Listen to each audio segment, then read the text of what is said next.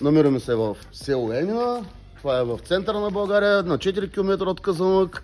Това е музеят на Бай Ганьо. Първият частен музей, той е първият музей на Бай Ганьо като цяло, който с много любов правим вече 15 години.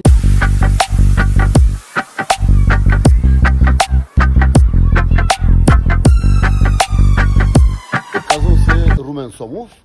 Аз съм, така се каже, част от експозицията, защото аз се казва, първообраза на Бай Ганьо е Бай Ганьо Сомов, който за първи път е видян от Алеко Константинов в 1893 година в Чикаго. Това дърво е една от главните атракции на музея. Той е направен от 1200 носени подкови, които са организирани короната му, стеблото му и отзад фона.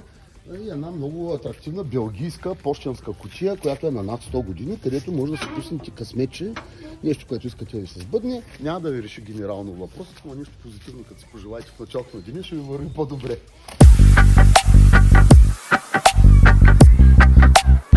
Преди да влезем, минаваме край малък битовка, имаме казан за розово масло.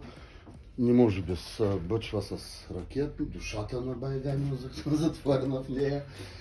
Куфара на Бай Ганьо от времето, когато е пътувал из Чикаго, и влизаме в музея. Това е причината да направим този музей. Това е Бай Ганьо Сомов от село Енина. Аз, както казахме, се казвам Румен Сомов, съм негов родственик. За първи път той е видян от Алеко Константинов в 1893 година и описан много подробно в знаменития пътепис на писателя До Чикаго и назад. Не винаги Бай Ганьо е рисуван като смутаняк. Имаме по време на Балканската война една картичка, където Бай Ганьо вече е изобразен като герой.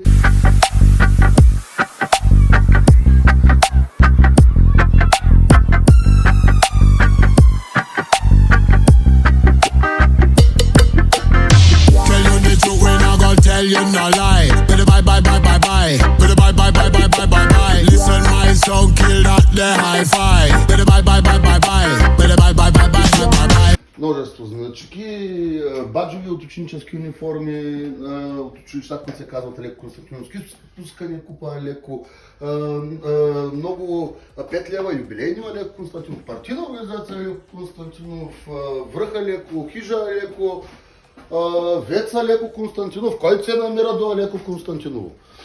Много книги, които и представят Бай Ганьо и автора му, и една личност, която няма смисъл да обяснявам на всички, които са запознати с творчеството му. Калоянчев до така степен играе добре ролята на Бай Ганьо, че когато кажем Калоянчев, в общи линии си представим Бай Ганьо, когато кажем Бай Ганьо, си представим Калоянчев.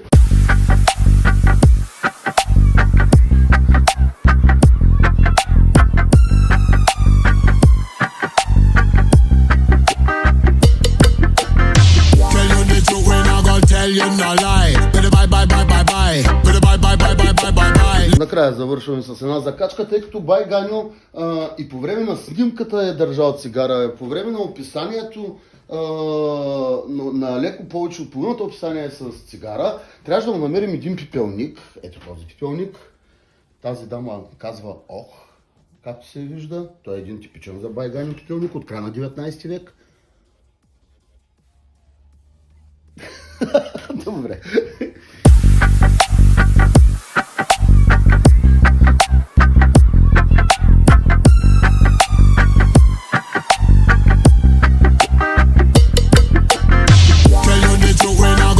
You no lie, better bye bye bye bye bye.